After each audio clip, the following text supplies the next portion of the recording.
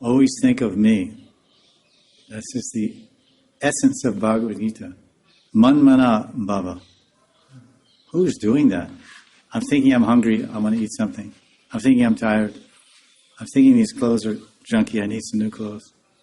Oh, so many things. Krishna's saying always. Always means every second, every moment. Ma manusmara. But we're doing me anusmara.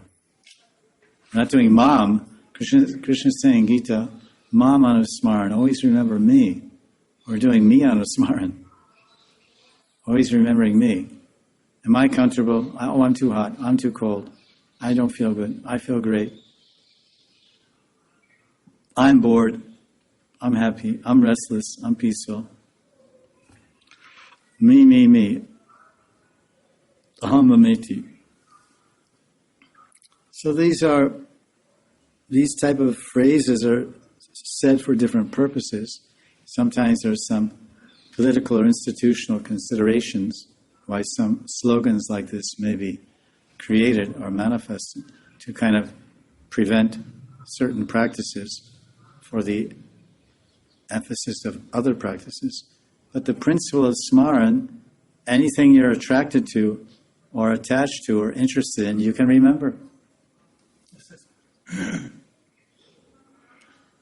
For example, if someone is a good musician and a good singer, he's walking, especially in Vrindavan, he's walking down the street and hears some really nice kirtan or performance going on, someone's singing, then he'll just walk in and sit down. So, oh, really singing very nicely. Or if someone is attracted to or interested, he likes the Bhagavatam, Srimad Bhagavatam. He's just walking along and he hears some katha coming from speakers, and hears the voice. He stops, oh, a very attractive voice, and very nice things he's saying. Tikas of all the acharyas. Where is it coming from? And he follows that speaker's sound, goes inside, sits down, spends a half hour listening because of attraction. And you can make movement. So if remembering what we're saying here is smaran, as soon as you can do smaran, whenever you kill anything that's not Krishna, so first maran, then smaran. So kill anything that's getting in the way of smaran. I mean, I don't mean literally.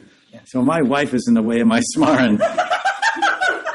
That's not the idea. That's a sin and that's a crime and you go to jail for life. So that's not what I mean. But kill the attachment. Prabhupada used to say, love without attachment. Which, that seems like an impossibility to me. That if you love someone, naturally you're attached. If you're attached and you love them, you wouldn't be attached unless you love them. Prabhupada once said that household life means to learn the art of showing affection and love without attachment. Now that's quite an art. Because Srila Prabhupada, he had family, he was married, he left. So he showed his affection by walking out and not coming back. Sometimes you have to do that, but not at this stage of the game. Newly married people.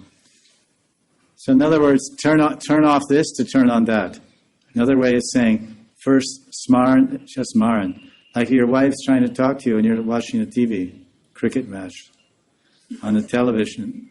And then she's trying to talk to you and you're just saying, yeah. So then she goes up and she's a little angry. She turns it off. Now listen to me. So this is another meaning of first smaran, then smaran. You turn off everything else you're doing so you can turn on memory of Krishna. On memory of Krishna. On memory of Krishna.